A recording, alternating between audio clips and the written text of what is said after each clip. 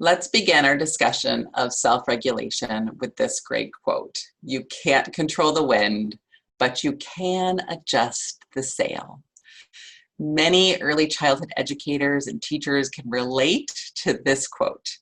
Children are the wind, and when we uniquely individualize for children, we're adjusting the sails to accommodate them. If we don't make these adjustments, our kiddos will surely capsize. In the course of our careers, we have all probably known a child who we would describe as a mighty wind. These are kids with big feelings and perhaps some big behaviors.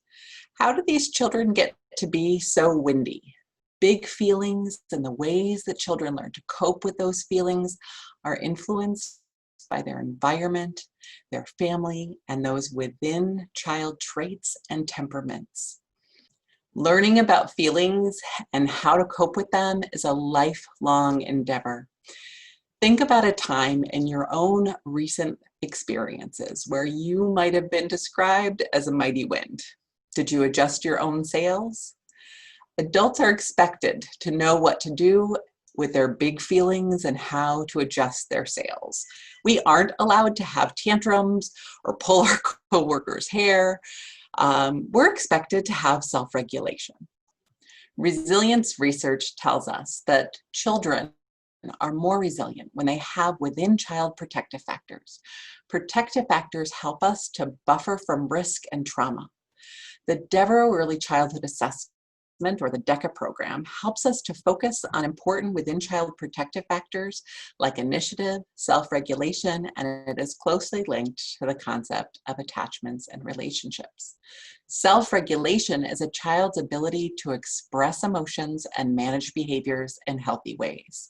According to the DECA assessment, young children with healthy self-regulation handle their frustration well, control their anger, show patience, they can accept another choice when the first one is not available, they can cooperate with others, share with other children, listen to and respect others, calm themselves down, and play well with others. To promote a child's self-regulation, it's critical to take small bites and to focus, again, on one specific protective factor behavior at a time.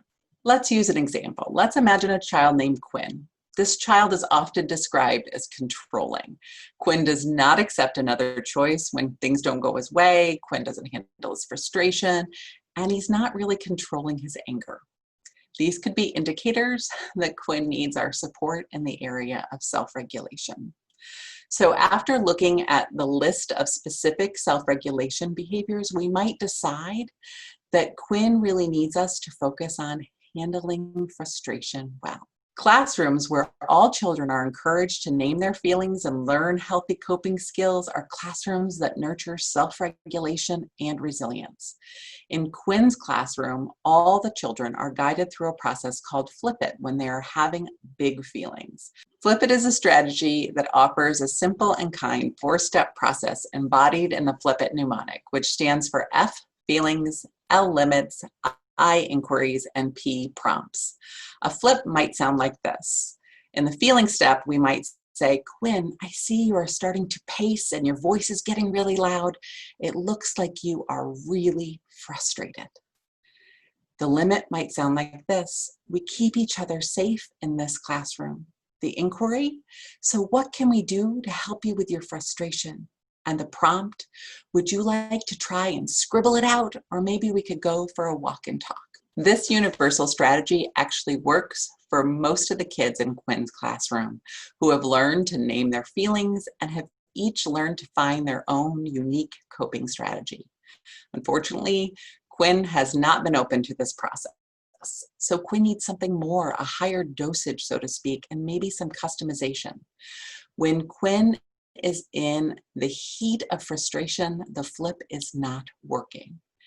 Perhaps Quinn's teachers can introduce this practice of Flip It in a calmer moment. In the calmer moments, Quinn can talk about his feelings and the limits. Quinn can also respond to the inquiry, what can we do with your frustration? And brainstorm some of the prompts.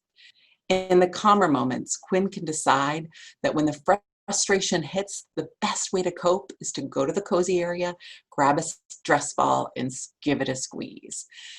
Quinn and his teachers practice this in calm moments a couple of times each day. So when the big moment hits, Quinn is ready to cope. The key takeaways here are that universal resilience building strategies are good for all kids and can be woven throughout the daily routine, and that some kids will need a higher dosage of a good strategy with a little customization. One of the greatest gifts we can give kids is emotional literacy and the confidence to use some healthy coping skills. So let's be sure that we're talking about feelings whenever we can, that we're labeling feelings of characters in books, that we're using puppets to do perspective taking and asking kids to wonder what other people are feeling. We want to make sure that we're talking about not just difficult feelings, but the positive ones too.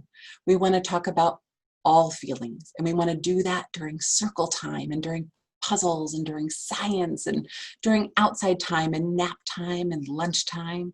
It's always feelings time.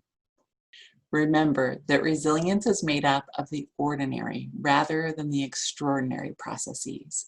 Children learn self-regulation in the little moments, like when you intentionally help them to learn to name their feelings. It's the times that you talk to them about your own feelings and model how you cope. It's in the times where you teach kids to take deep breaths or to get their wiggles out. When you make time to focus on building self-regulation with children, you're building their resilience and creating a ripple effect of emotional health and positive coping skills that will last a lifetime.